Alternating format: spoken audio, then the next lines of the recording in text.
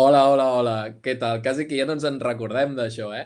Benvinguts a C de Confinament, una sèrie de conferències impulsades per C de Cultura. I benvingudes un altre cop. Com van els exàmens i les entregues pels que estigueu estudiants? Nosaltres, ara mateix, que no parem. Avui iniciem una sèrie de conferències extres a C de Confinament. Gaudirem d'una freqüència una miqueta diferent a la que havíem tingut aquests dies, però seguirem fent cosetes, com us vau dir. Esteu preparats? Estigueu atents a les xarxes socials pels nous anuncis. Thank you very much for being here. This conference is going to be in English, but first let me do a small introduction in Catalan. Bé, com porteu el desconfinament, eh? Sigueu prudents sobretot.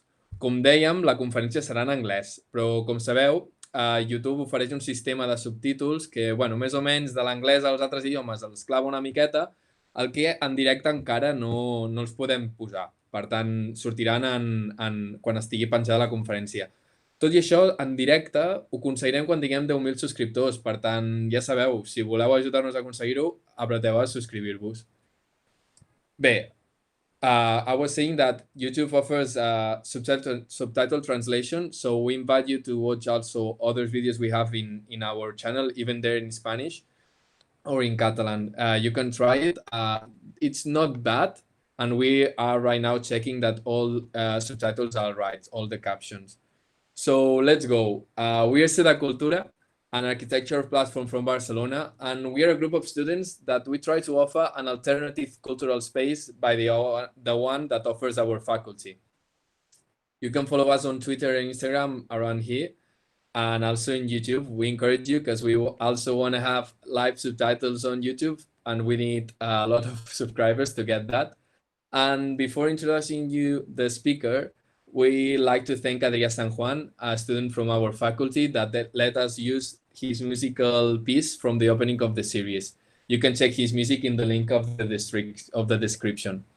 Also, a special thanks to Martí Codorniu, Pol Dieste, and Oriol Graells, who are behind the cameras right now making all of this work. So let's go. We're very glad to have with us today Juhani Pallasmaa. It's a huge and enormous privilege for us that he accepted to do a second lecture with us in our student platform.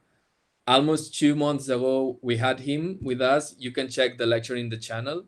And we also have to say that this is part of a big series that he started live on our faculty in Barcelona School of Architecture. And today is the 7th one, the last one that was planned, and that all this series was interrupted by the situation of the coronavirus. In the description, you have a link, so you can check the previous ones. And now in our channel, you can find the 6th one, and this one is the one that's going to put an end. Juhani Pallasmaa does not need any presentation, I think, but just in case that someone does not know about him, I'm going to introduce him to you a little bit. Architect, professor emeritus, and writer. That's how he describes himself, but He has also been Dean of the Helsinki University of Technology. He has been visiting professor in several countries, and he has given lectures all around the world. After reading and listening to Juhani Pallasmaa, what we love the most is that he's a really humble man. He says that he just tries to describe and tell what he observes, but we are pretty sure that he's not only describes and tell what he says. He has written masterpieces like The Eye of the Skin, The Architecture and the Senses, and you can check that he expressed with a really simple words a really complex reality. Also, we know that he has told us that right now he has a book that has been in the oven for some time, and it's now out, or it's gonna be soon out. So, Juhani, whenever you wanna tell about it, feel free. He was born in Finland, a vast land in the north of Europe, and he spent his first years in a farm that had a huge impact on him. This strong relationship with nature that was born probably there, observing, feeling, and the senses play a huge role in his comprehension of life. Said so, Juhani Pallasmaa, welcome again to C de Confinament. The stage is all yours.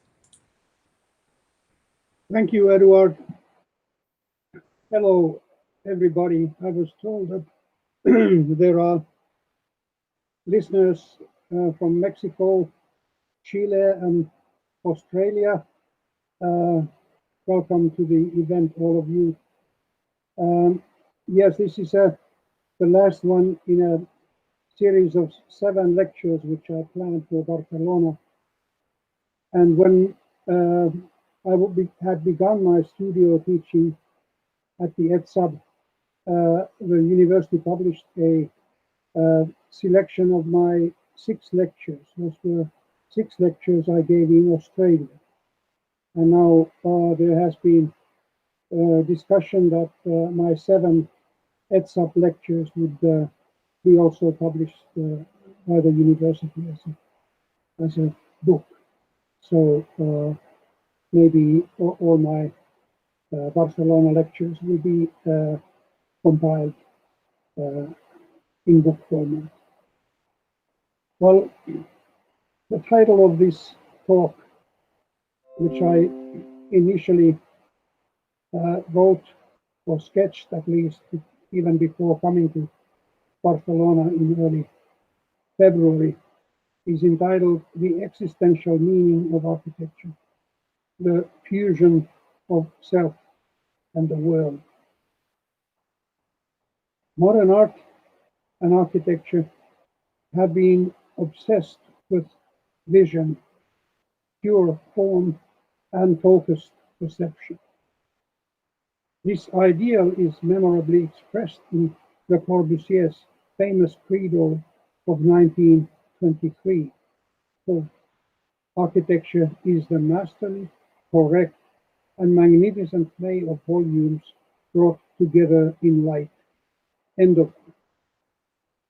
Le Corbusier's position clearly prioritizes vision, and especially focused vision, even granting it a moral superiority, the eye of truth. This is a Le Corbusier quote in another context, the eye of truth, which clearly reveals the connection with a moral idea. The international style and later technological minimalism have continued the visual emphasis and have produced impressive buildings as unique works of art, but only a few coherent and lively streets or urban entities altogether. Historical vernacular villages, medieval and Renaissance towns, and even the eclectic planning of the 18th and 19th centuries brought about urban settings which we admire today and travel across the world to experience. The economic and technical means of contemporary societies have expanded beyond imagination, but strangely, we have lost our capacity to create satisfactory environments beyond the scale of singular buildings and projects. What is the reason for this decline? I suggest that the problem arises from a fundamental change in the human sensory and mental reality, and consequent ways in thinking and design. Simply, we have unnoticeably moved from a multisensory and embracing interior world into a focused formal world of exteriority. This shift can also explain our growing incapacity to dwell, as Heidegger suggested in his writings.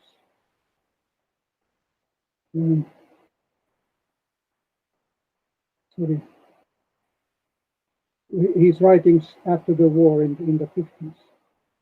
This exemplifies the existential homelessness of our age. For me, this notion, existential homelessness, has become an important view in my thinking. Historical literary descriptions of the human life world provide abundant proof for this assumption.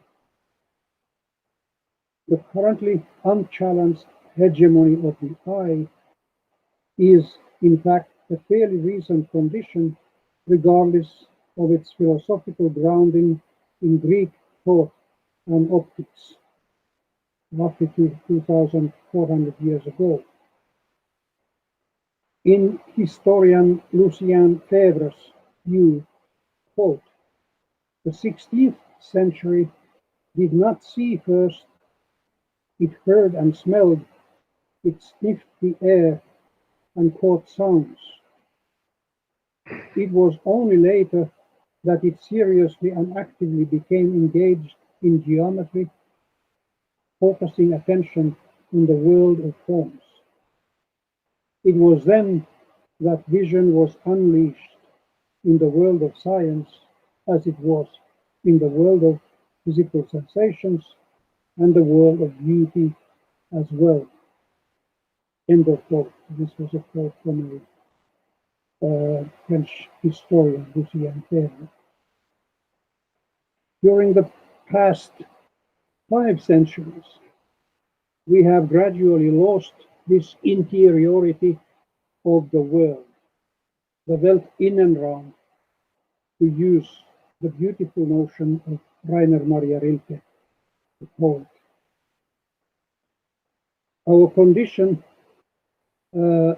is the existential outsideness that Eduard Llorens writes about in his book Place and Placelessness.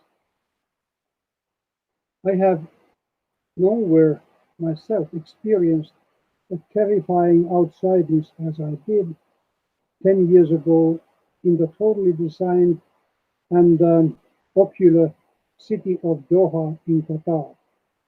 Regardless of its reconstructed Venice and numerous buildings designed by some of the most famous architects in the world today. There is no sense of history and time, belonging, or place there. It is a city of existential outsideness.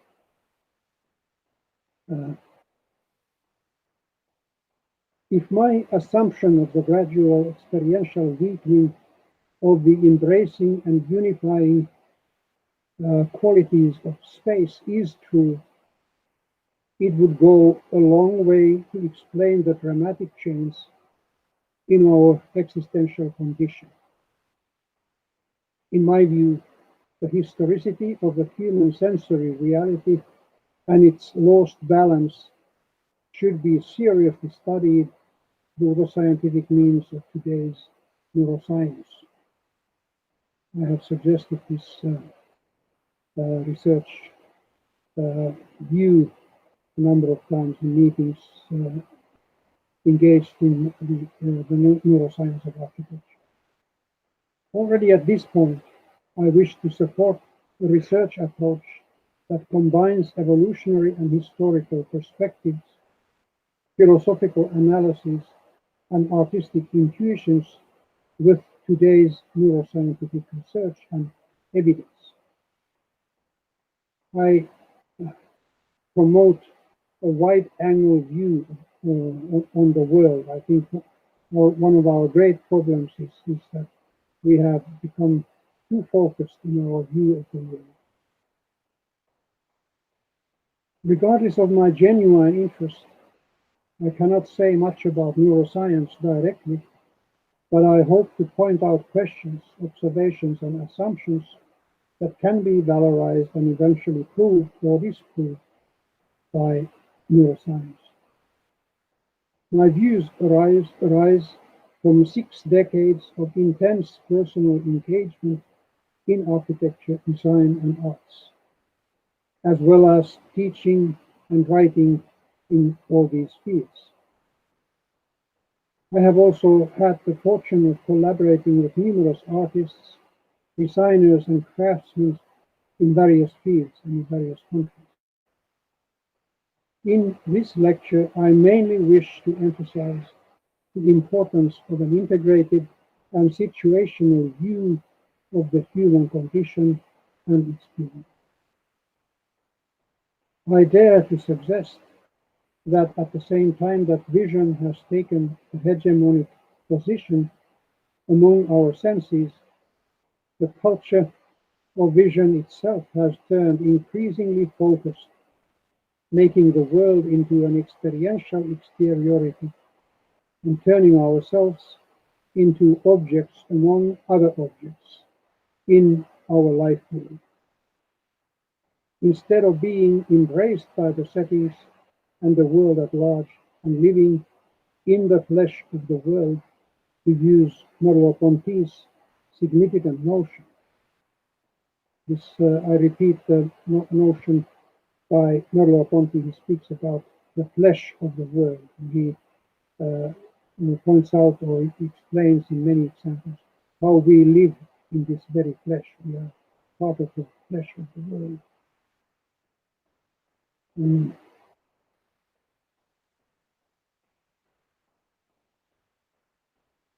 Merleau-Ponty's significant notion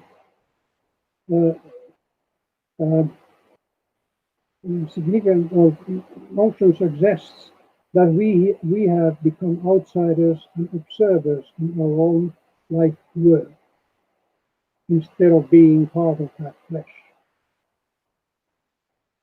In his remarkable book entitled Orality and Literacy, Walter J. Ong describes the shift from a multisensory or primarily an oral culture to a visual one, caused initially by a single invention, that of printing in 1450 by Gutenberg.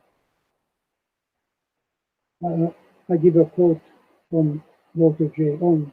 The shift from oral to written speech was essentially a shift from sound to visual space.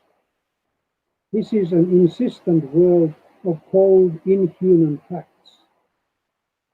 Though words are grounded in oral speech, writing tyrannically locks them into a visual field forever. The literate person cannot fully recover the sense of what the word is to purely oral people. Unquote. It's quite a dramatic description of the changes in the human constitution in relation to the world that happened in the mid-15th century. I suggest that architecture is not primarily visual art form, but it is an integrated experience of the body and the world, or to say, put it differently, our body in the world, and a co-product of perception, memory, and imagination. Already Walter Benjamin, the German Jewish thinker, in the 1920s identified architecture and cinema as tactile arts. But the implications of this seminal intuition have not been much thought about. If I were to name one sensory modality as the center of our experience of space, place, and self, I would answer without hesitation: the bodily sense of self, our existential sense. That is the sense around which architecture revolves and travels. The sense of self, by the way, is one of the 12 senses in Rudolf Steiner's philosophy, as opposed to the 5 Aristotelian senses we have been made to believe in. Besides, architecture is always a relational and mediating experience. It is essentially about our relations and interactions with the world. William James, the visionary thinker and psychologist, makes a surprising suggestion in one of his writings. He writes, "The mind is a verb. The mind is a verb." I would like to suggest that also architecture is a verb, an invitation to distinct actions. Maurice Merleau-Ponty makes this statement about arts in general, quote, "We come not to see the work of art, but the world according to the work." End of quote. This is again a seminal view which has not become part of our thinking about art and architecture. I would like to clarify the philosopher's expression according to the work followingly. Artistic works sensitize the boundary between ourselves and the world. In the words of Salman Rushdie, the writer, quote, "Literature is made at the boundary between self and the world, and during the creative act, this borderline softens, turns penetrable, and allows the world to flow into the artist and the artist to flow into the world." End of quote. This fusion also applies in architecture, both in the process of design as well as the experience of the work. The true work of art enables us to confront our life situation and the world through the extraordinary sensitivity of the artist. We can experience the world and our own being in it through the unique sensibilities of Michelangelo, Bach, or Rilke, for instance. I am not saying this only metaphorically. An artistic work opens up, structures, articulates, and sensitizes the world for our perceptions and consciousness. The next subtitle is The Hegemony of Vision. Vision has usually been dealt with in isolation from the other senses, and we still continue to speak of the visual arts, and architecture is included in this category. Visual perception itself continues to be commonly understood as a mode of optic projection in accordance with the metaphor of the camera lens. Yet the complex and essentially fragmented process of vision is closer to an outreaching creative search and processes of interpretation and giving meaning than mechanical projection. The idea of comparison of the eye to a camera lens completely forgets or ignores the fact that most of the processes of seeing take place on electrochemical impulses in the complex neural systems.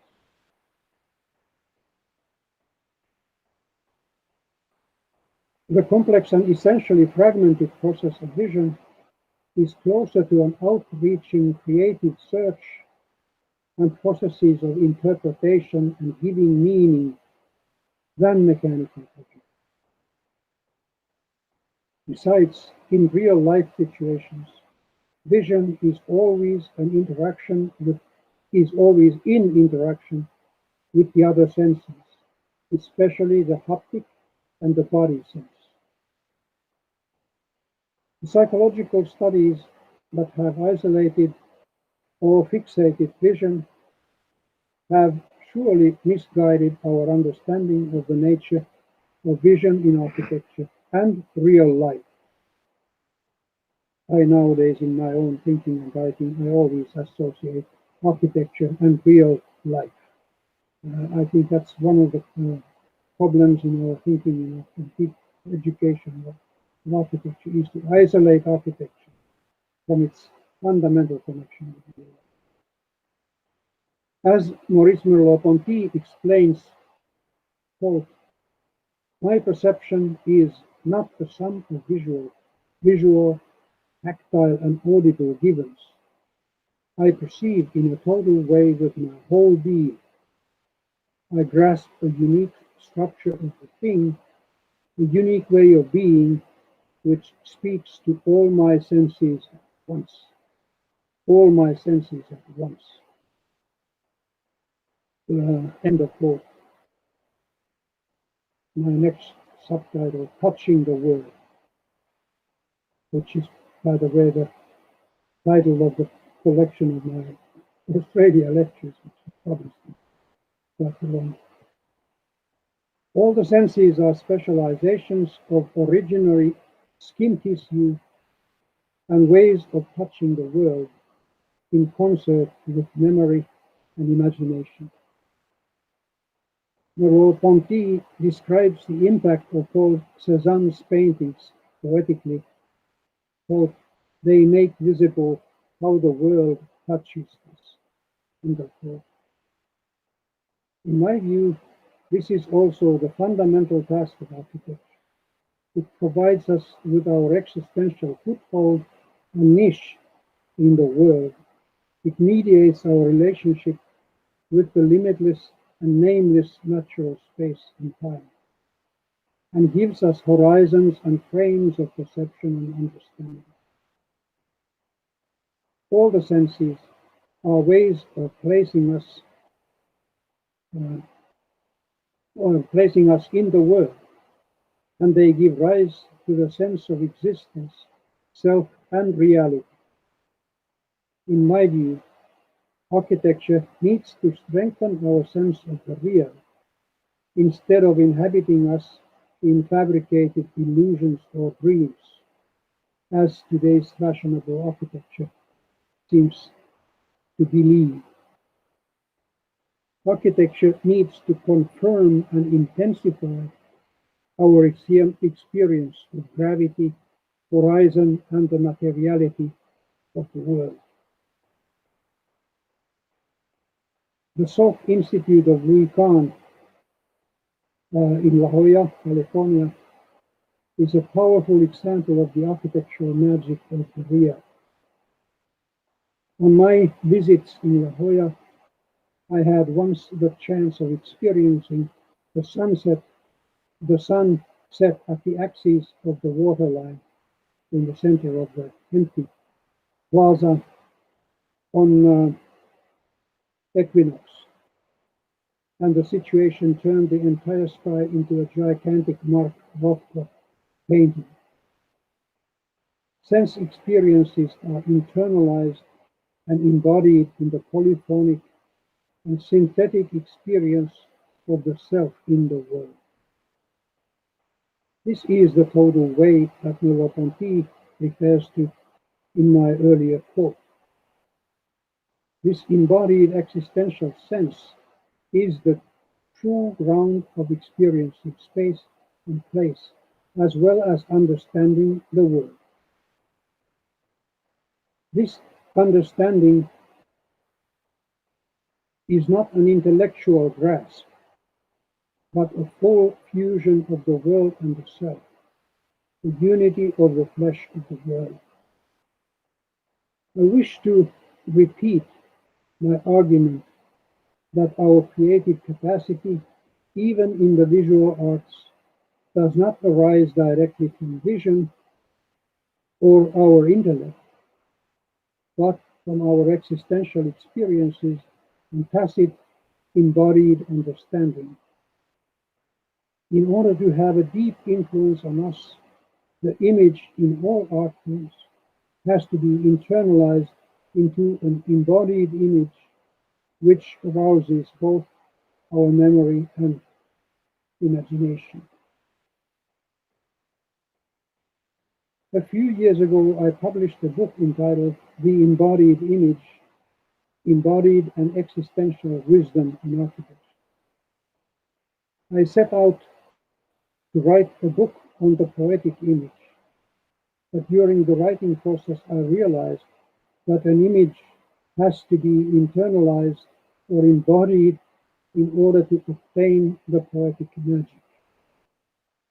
So the embodied image is a more fundamental notion.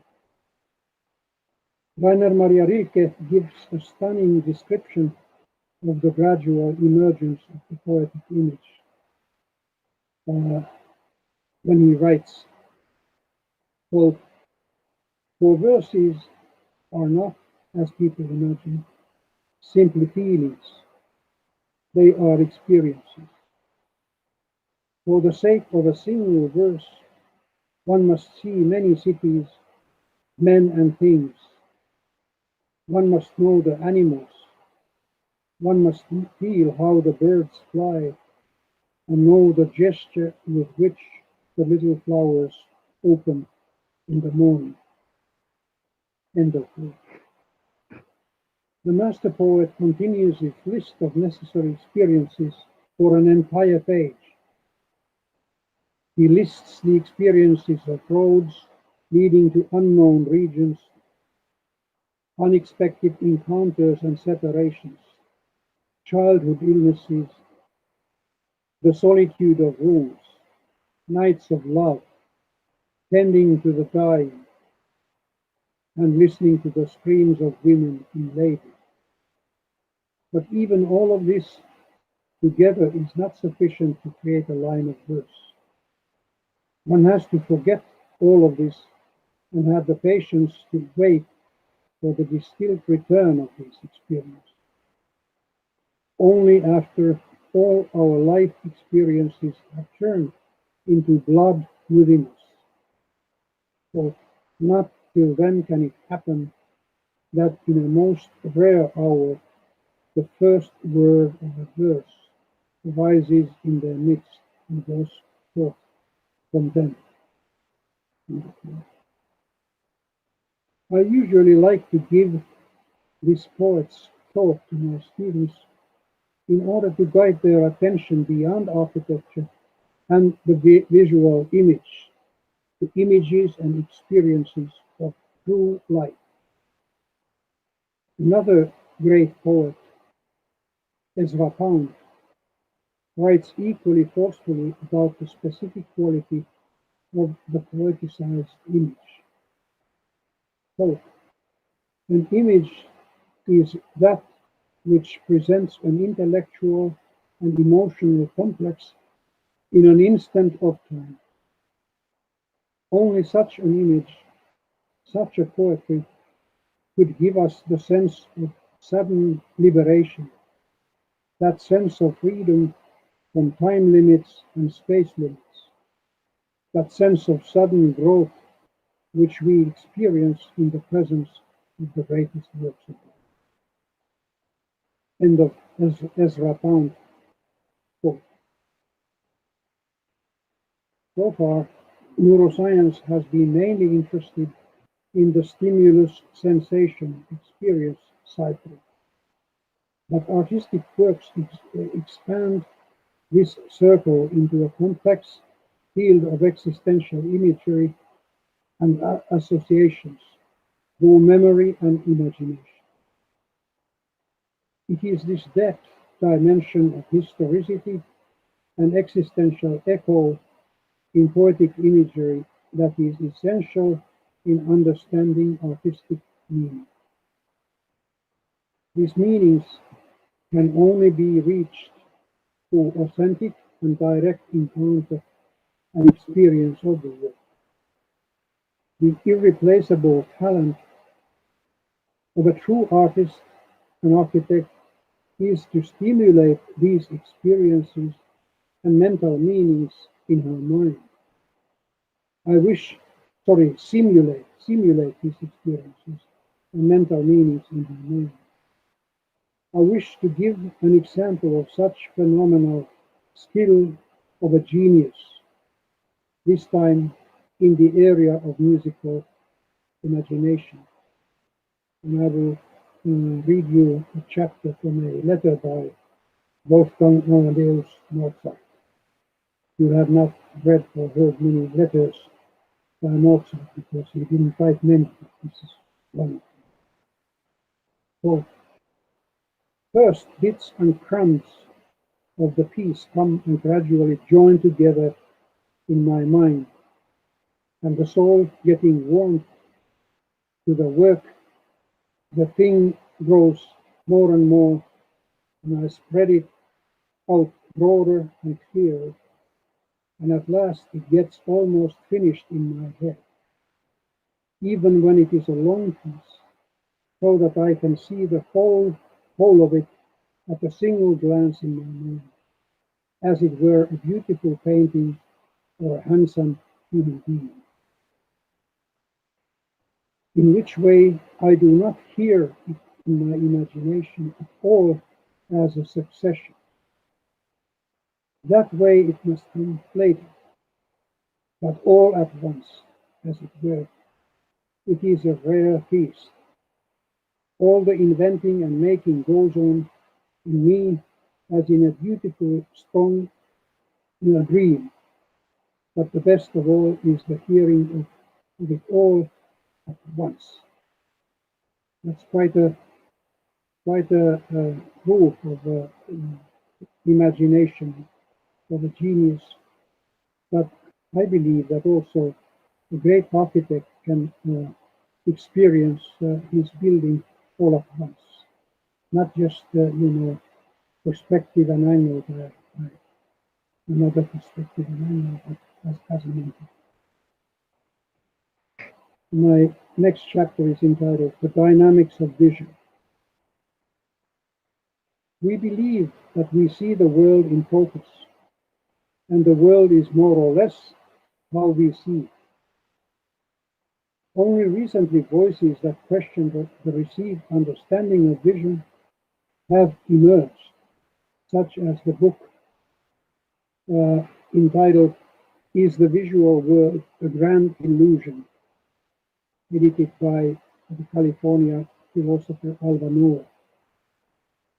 I know that Noah's views of vision and consciousness have been questioned, but it is important to pose these questions. My personal answer to Alva Noah's shocking question, is the visual world a grand illusion, would be, of course, it is. Dynamic vagueness and absence of focus are the conditions of our normal visual perception, although we do not usually acknowledge it. Most of us having normal eyesight tend to believe that we see the world around us in focus at all times. In fact, we see constantly a blur, and only a tiny fraction of the visual field at any time, about 1/1000th of the entire field of vision, is seen distinctly. The field outside of this minute focused center of vision turns increasingly vague and hazy towards the periphery of the visual field. Focal vision covers only about 4 degrees of the approximate total angle of 180 degrees. This means that at any time, only 4% of the entire field of vision can be in focus, can be seen in focus. Besides, we see only the focused area in color. The rest is seen without color. That's another error. However, we are unaware of this fundamental lack of accuracy because we constantly scan the field of vision with movements of the eyes, which, for the most part, remain unconscious and unnoticed. To bring a part of the blur of periphery at a time into the narrow beam of vision that is brought to a focal pinpoint at the fovea. The focused vision is 1/1000th of the entire field, and 999,000ths of the visual field are always out of focus and part of the unfocused, soft-edged area. Experiments have also revealed the surprising fact that the unconscious eye movements are not merely aids to clear vision, but an absolute prerequisite of vision altogether. When the subject's gaze is experimentally forced to remain completely fixed on a stationary object, the image of the object disintegrates and keeps disappearing and reappearing again in distorted shapes and fragments. Quote, static vision does not exist. There is no seeing without exploring, end of quote, argues the Hungarian-born writer and scholar Arthur Koestler. Koestler also suggests a cautious analogy between visual scanning and mental scanning. Quote, between the blurred peripheral vision outside the focal beam and the hazy, half-formed notions which accompany thinking in the fringes of consciousness. End of quote. Another quote. If one attempts to hold fast to a mental image or concept, to hold it immobile and isolated in the focus of awareness, it will disintegrate like a static visual image in the fovea. Thinking is never a sharp, neat, linear process, Koestler argues, and distinguishes focal awareness from peripheral awareness. This also applies to other senses.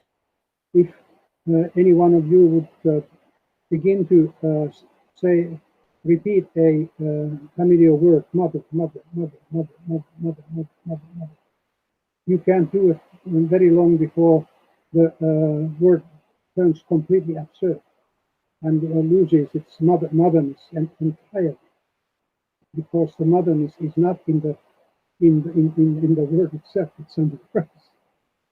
We can project it to that strange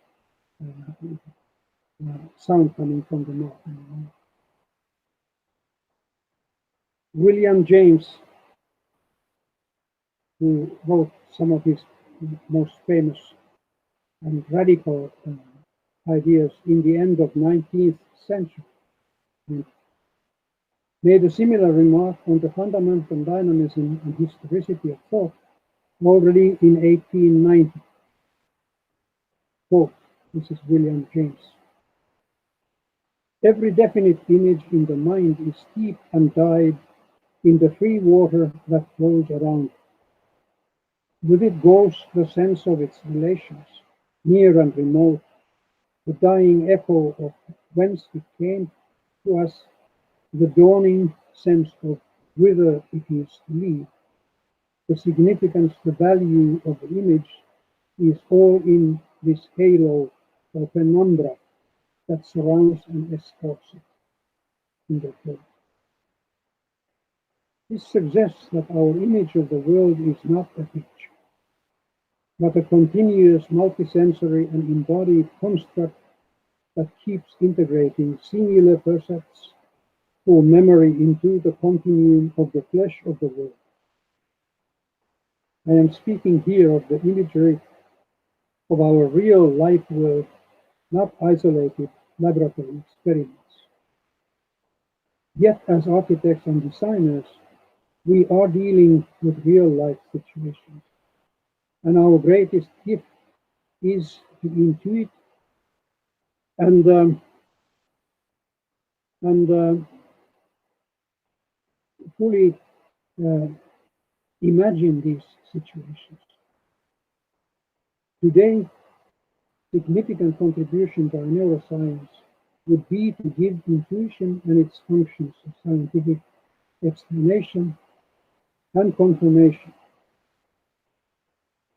Somehow, the artistic world, at least its theory, seems to have lost its confidence in human intuition, and that's a catastrophic loss.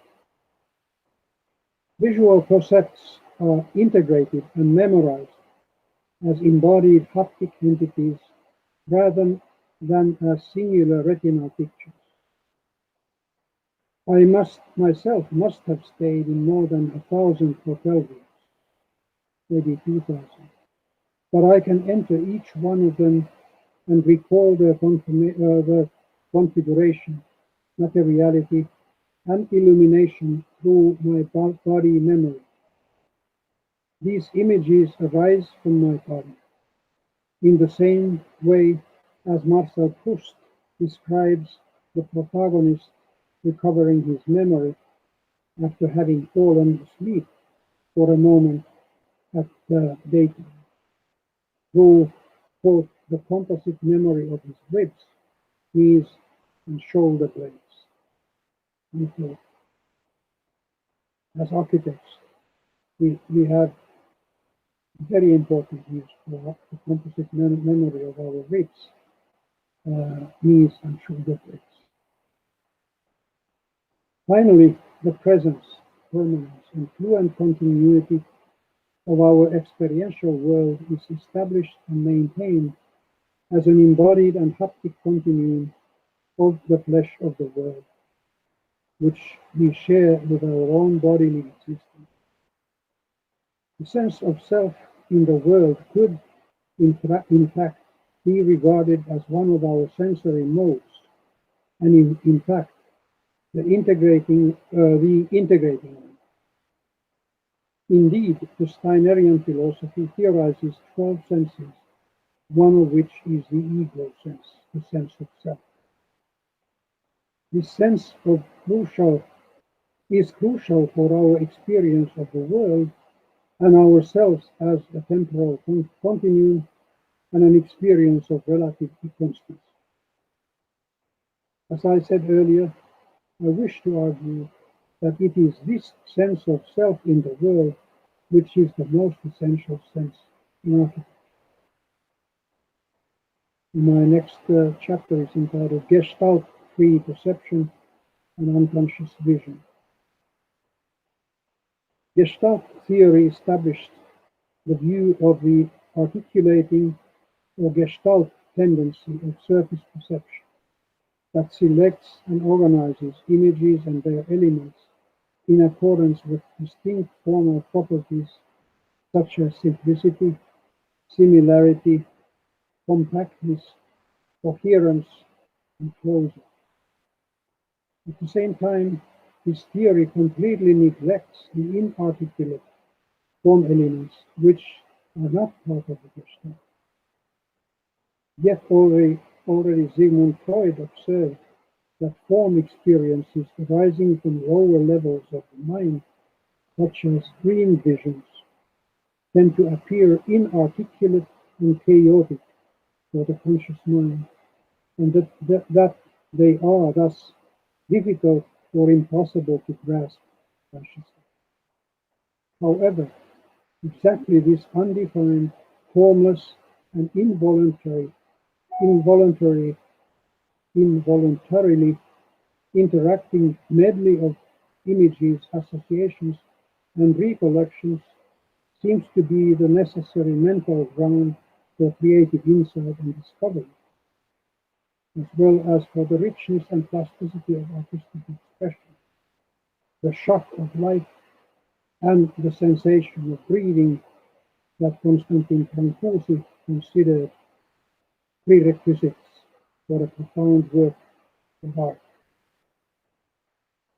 For me, these Brancusi's expressions or requirements for artistic work, the shock, it has to evoke the shock of life, and it has to evoke the sensation of breathing. That has become very important.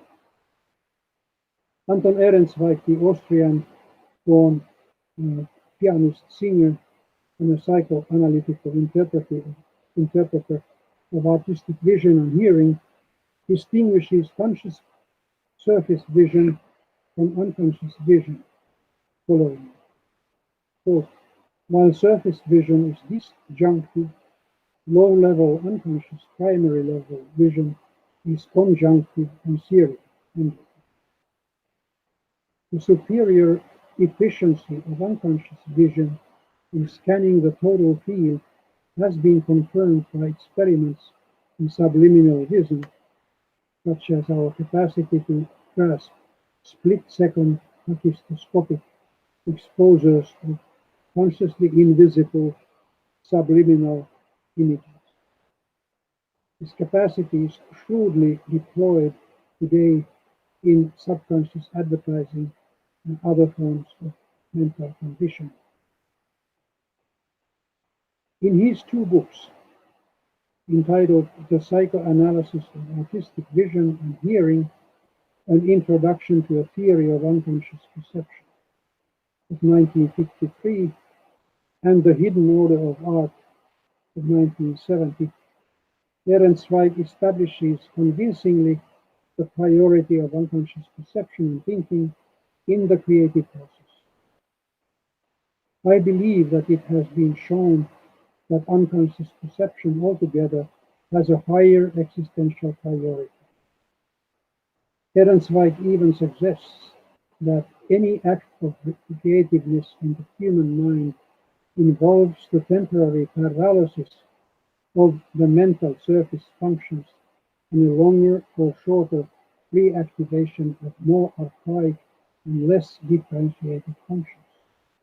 It's quite a statement that we need to learn to paralyze the conscious observation that we are so strongly guided to have in education. So instead of merely adding details to the multiplicity of artistic form, the inarticulate ingredients of the artistic language may well be its very origin and essence.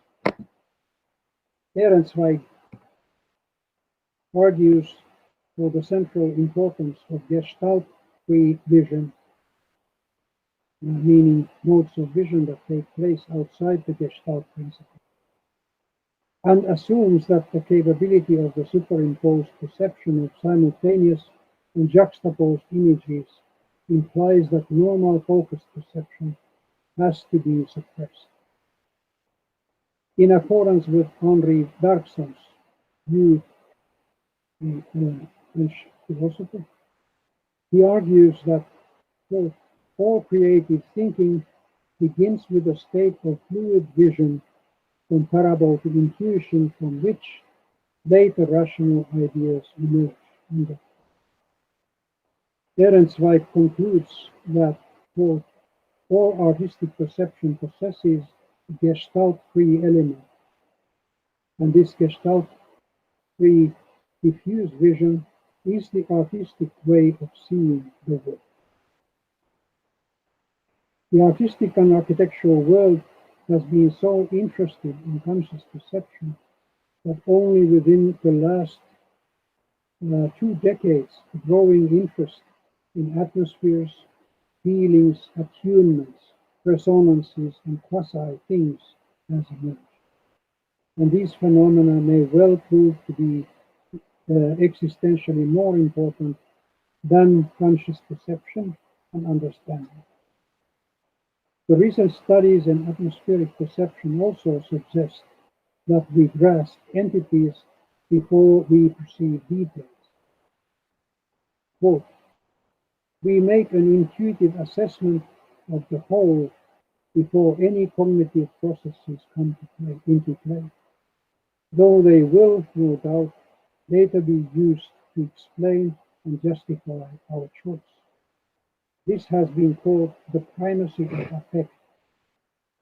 We make an assessment of the whole at once, and pieces of information about specific aspects are judged in the light of the whole rather than the other way around. This is a quote from the Scottish therapist philosopher Jan McGilchrist. I recommend his 700-page thick book, which is so scholarly that it has sentences which have 6 to 10 footnotes, single sentence. Well, this has been my intuitive understanding as a teacher, and that is why I have chosen to deal with experiential entities in teaching instead of elementarist and additive analysis. In his studies in the psychology of mathematical thought, the French mathematician Jacques Hadamard proposed that even in mathematics, the ultimate decision must be left to the unconsciousness, as a clear visualization of the problem is usually impossible. Hadamard, like Henri Poincaré, another famous French mathematician before him, states categorically that it is mandatory to cloud one's consciousness in order to make the right decision. Cloud one's consciousness in order to make the right decision. Hadamard makes an interesting further suggestion. Quote, Greek geometry lost its creative impetus in Hellenistic times because of too precise visualizing. It produced generations of clever computers and geometers, but no true geometricians. Development in geometric theory stopped altogether. In my writings, I have made the worried suggestion that the absolute metric precision of computerized design, both in architecture, education, and practice, has a negative impact on the innately shapeless and measureless flow of images, ideas, and emotions in the creative imagination. An immature precision prevents the clouding of consciousness that Poincaré requests. Precision and finiteness of imagery too early in the design process are simply negative. Thinking advances through undefined vagueness rather than precision and certainty. The arrogant precision and sharpness of the computer line makes it impossible for me to work with such drawings. The inherent thickness of a charcoal or 6B pencil line naturally provides the appropriate space of dynamic indeterminacy and interpretation. Clarity and precision are, of course, also essential, but they have their role and significance later in the process. In the process of design, the automation of vagueness and precision is essential when a new idea emerges. It emerges as a vague, haptic, or embodied feeling without a clear structure or shape, suspended between uncertainty and hope, frustration and excitement. In his, I'm coming to the end of my talk, in his pioneering studies on the role of unconscious visual perception and creativity, Ehrenzweig shows how the two different manners of perception also apply to artistic hearing and music. The surface gestalt of visual arts is represented by the musical melody, which draws conscious attention to itself and also presents a memorized pattern of the musical piece.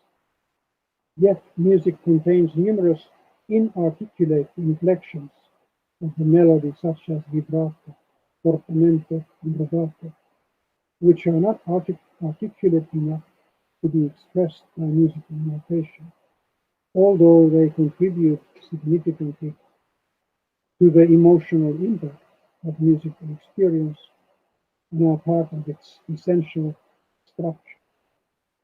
They are left to the spontaneous execution of the performer.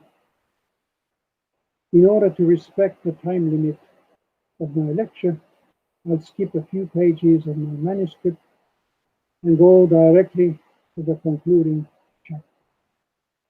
In case my ETSAP lectures will be published, as has been discussed, this lecture will hopefully be included in its entire length. And my final chapter is this.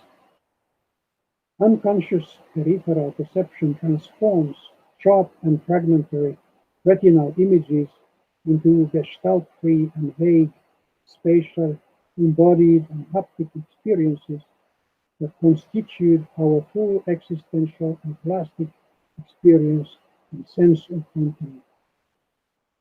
We live in a plastic and continuous world due to our dynamic system of perception, awareness, memory, and movement that keep constructing a flowing entity out of discontinuous fragments. Peripheral vision integrates us with space, while focused vision makes us ocular observers.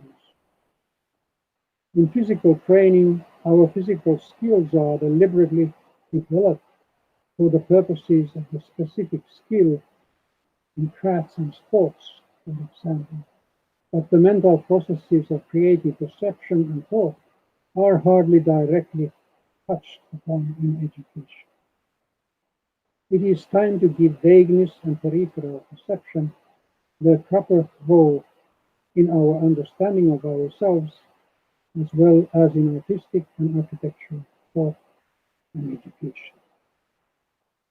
Thank you, and I end up with a quote which you can understand.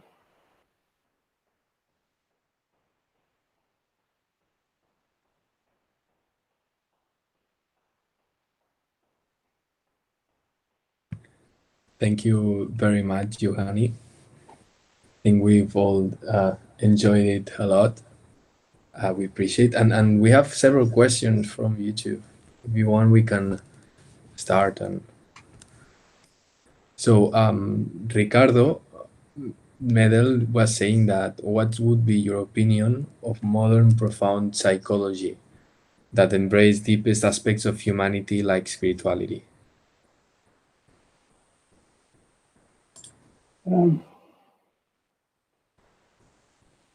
Well, it has to be a very complex picture. Starting with the fact that we are historical beings. I repeatedly say to my students, we are all millions of years old, since our genetic constitution is of that age, and that still will. And then we are part of immensely complex biological systems, which we are now experiencing very concretely with the pandemic. But so instead of even trying to answer the question directly, I think the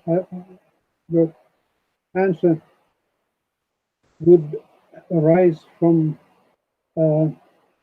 studying the human being as a biological, cultural, social, and poetic creature, all at the same time.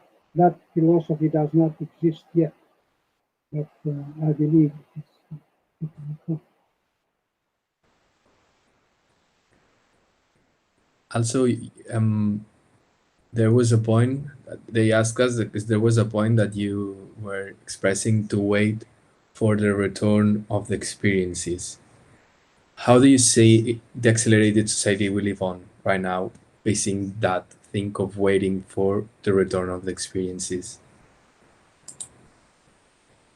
Well, I was quoting Rilke there, and there is a orientation nowadays in education that believes in information. Information has very little value in creative work. Information has a practical value in very strictly defined situations. But in creative situations, we are facing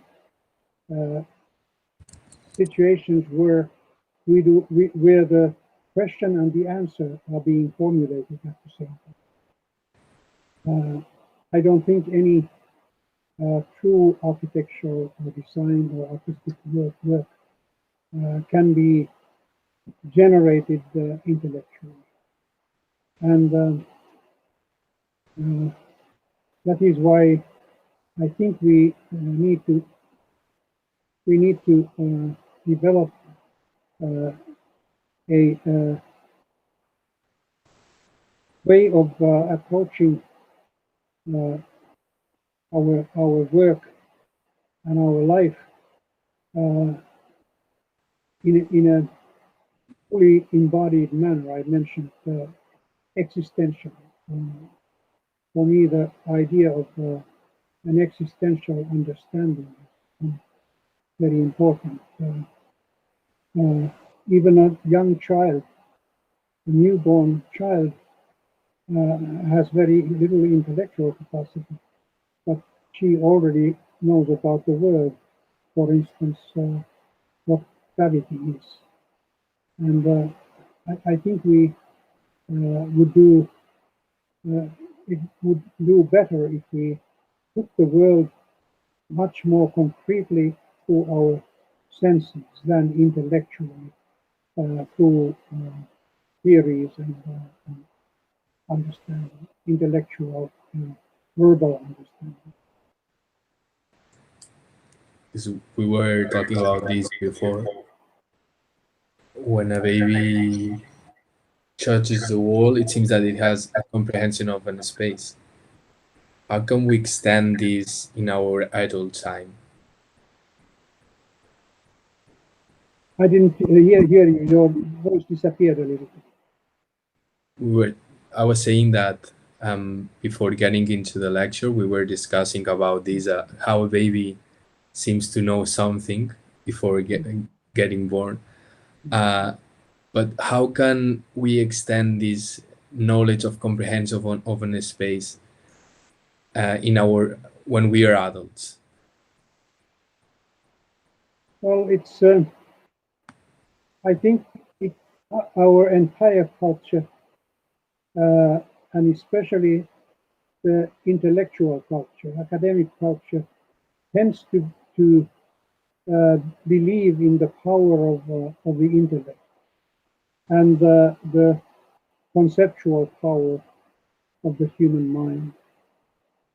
But as I have said, we have other capacities, which are embodied capacities, which are may much more refined, and they may give us much more reliable information on how to behave, how to do or not to do in situations than any conceptualized, verbalized information. Alvaro from YouTube was asking how to create an architecture full of experiences without making a theatrical scenario, more like a theater, like if it was more a scenographic scenario. I touched upon this issue in my lecture when I said the task of architecture is to strengthen our sense of the real. It is the reality sense through which architecture must be experienced. So scenographic architecture tells architectural stories, but it lacks the seriousness of the existential seriousness. To be a human being in the world is a fantastically serious and magical question. I'm almost 84 now, but I can't stop marveling about this existential question. Who am I and what am I doing here in this world?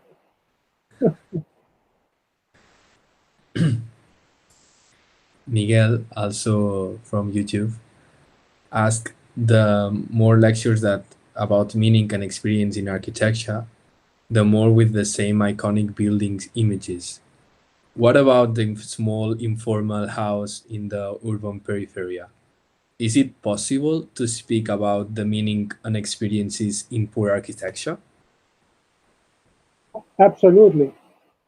That's why we like to travel to old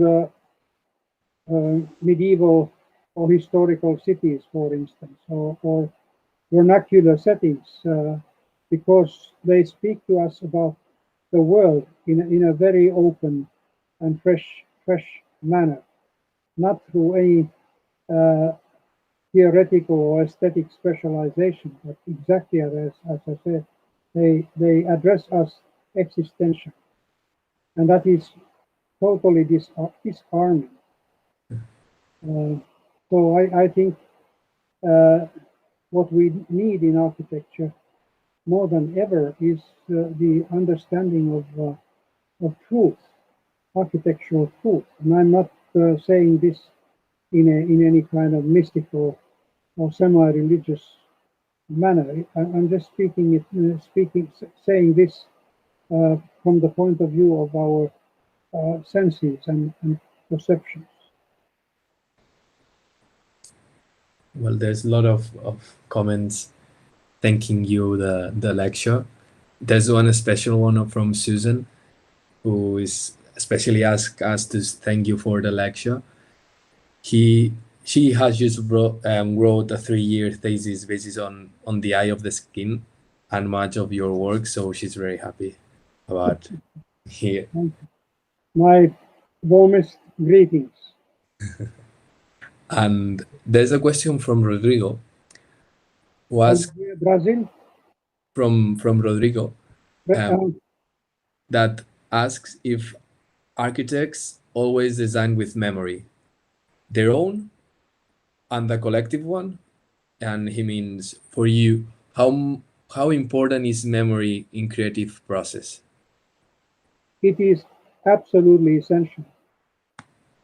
Everything meaningful arises from memory.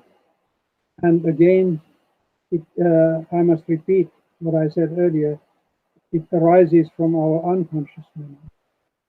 And that is one way of improving your one's skills is to somehow train one's memory to permit things to enter the memory which we usually easily censor from. That's exactly the consciousness in Freudian understanding. It censors so many things, the majority of things in our entire consciousness. But I think we can, in the same way that that the sportsmen exercise their bodies and minds for special things, if they are, whether they are tennis players or forward jumpers or whatever. As architects, I think we have to do the same. And Rilke actually writes several times about this thing, and he refers to sportsmen who practice certain muscles in their body. And he suggests that also poets must practice their body to become sensitive to the poetic dimension of the world. Karen asks, do you think that in order to enhance our embodied experience of architecture and cities, do we have to break our environmental behavior patterns through creative ways as poetry or dancing? I didn't quite understand. She refers if in order to enhance our embodied experience of architecture and cities, do we have to break our behavior patterns through a creative ways of, I understand, to discover the architecture and city, such as poetry or dancing? Well, I would not suggest breaking or changing in any other way than sensitizing, becoming more sensitive to the nuances and almost invisible things. This is something you can do, and for instance, sketching, constant sketching, sensitizes anyone for the visual world. I have told in one of my classes that Rainer Maria Rilke, the great poet, practiced drawing in Paris Zoo at the instruction of the great sculptor Rodin.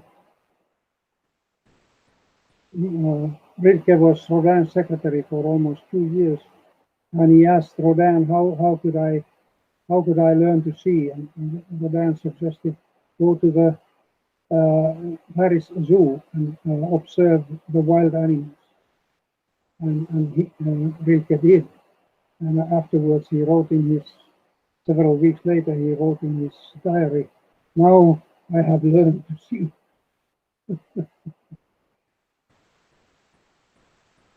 Rodrigo from Instagram asked, I think, a really hard question. For you, what's the origin of architecture? What is the origin? Well, usually the origin of architecture is seen in utilitarian terms as a shelter against weather the elements, enemies and wild beasts and so forth. But history really shows that architecture originates in a mental realm. Early humans buried the dead much before they built any shelter for themselves. So the main concern was in a mental imaginary world, in the real world. And I think it still applies. Our architecture, if I may use the word, has become sickly pragmatic. I think we really need to free architecture from this total, how would I say, embrace of practicality, technique, and economy.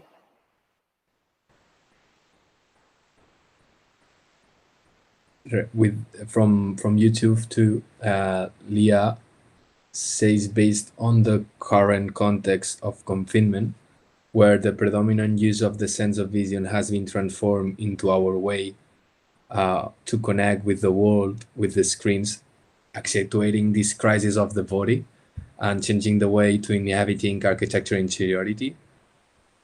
How do you see the future of architecture, and in your opinion, on what points should be emphasized in order to resist against the loss of sense of this embodied? I have said, even in Barcelona, on several of my lectures or conversations, that for me in education, the main target is the self, the student's sense of self. And it is this sense of self which is rather slaughtered by contemporary education than supported. And unless education supports and strengthens the fragility of the self, we become dumb to the subtle, poetic, existential meanings of things in our life world. So, I, at least in my way of thinking, we should change our educational methods.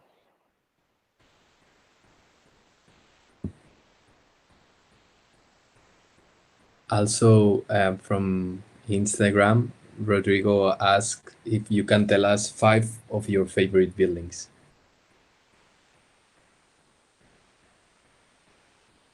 That's difficult. Well, let me just say it would be easier to name 50 than 5. Don't The worry. Karnak Temple in Luxor, the Rio Anji Garden in Kyoto, Stone Garden, Michelangelo's Laurentian Library, Brunelleschi's Foundling Hospital, and perhaps when coming to our time, there would be very many options. I would, however, suggest one of Louis Kahn's works, or Louis Kahn as a phenomenon altogether, who brought history back to modern consciousness.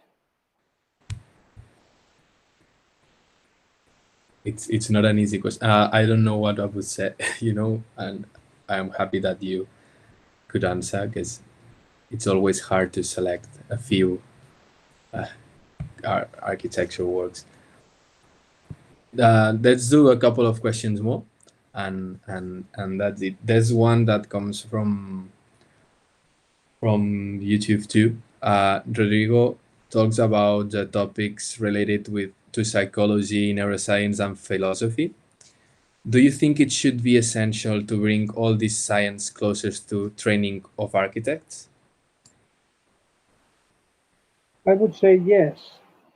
I'm not suggesting that every architect should be trained as a philosopher or a psychologist or a neuroscientist, but it would be very important to have individuals in the architectural culture who are interested in philosophy, psychology, and neuroscience, for instance. I'm a great believer in cultures rather than individuals. And it is this architectural culture that should become more, how would I say, open-minded. In our days, it becomes more and more, less and less open-minded, and goes towards a specific kind of play with images, which are not usually even architectural images. They are flat images for the information channels, popular information channels of the day. And as we said at the beginning, it was almost 2 months ago that we had your last lecture with us, and we again, like, we revisited just to prepare this to this lecture, and we were there's this question that we usually ask at the end of every lecture or talk, and we just got the answer that you gave us 2 months ago, and see how has this evolved in this time.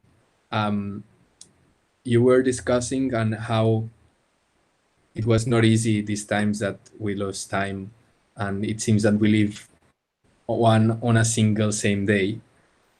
And you stated that when everything becomes the same, we lose the sense of life. After these 2 months and this all probably thinking that you've done during this time, how do you think that these full experiences of these last months will change your way to see things, or even architecture? Well, as for me, I have now learned for the first time in my life to be a pensioner. Now I have realized that I'm in the age when people normally have already stopped working. I have forgotten to do it. I might not stop working, but I have become conscious of this dilemma between my eagerness to act and my age.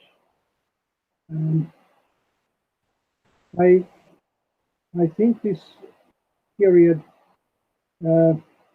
should teach us important lessons, but I'm afraid that humanity learns very little from this lesson, because the pressure of the capitalist world of production is so strong. For instance, I have not read any article during this pandemic time on the future of the world. But future was a very important subject matter in the 60s. There were futuristic films and novels, and even the science of futurology was emerged during the 60s. So it is a strange thing for me to realize that we have lost the interest in future. And that could be a really important message to learn from this pandemic situation. Even in the pandemic situation, we are just thinking about the next few weeks, when the pandemic limitations open up, but not a wider perspective of what should happen to the human world and our relationship with the biological world. I have written already 20 years ago somewhere that human societies do not seem to have a capacity to learn. Only individuals can learn. And the lack of the serious interest in the future is an indication for me that this is true. That human societies have not learned. Also, the fact that now the world has been completely drowning in pandemic.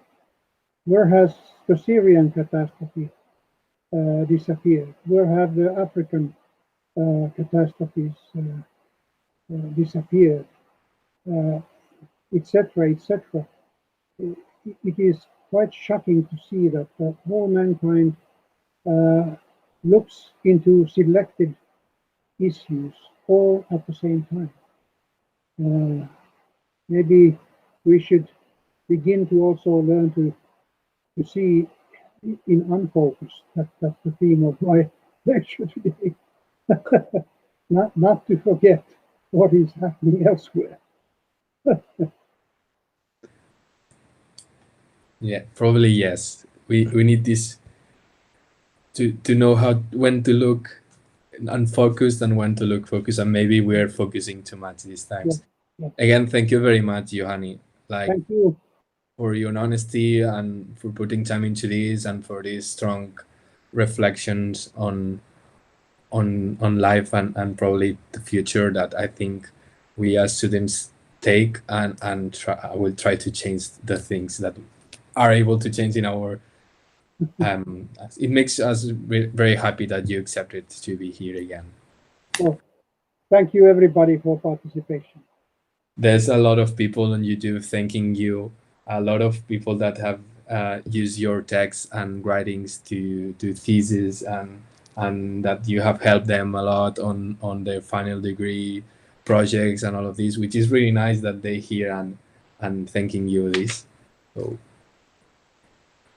and yeah, now don't not leave the call. We're going to say goodbye to YouTube and thank you very much again. Bye-bye.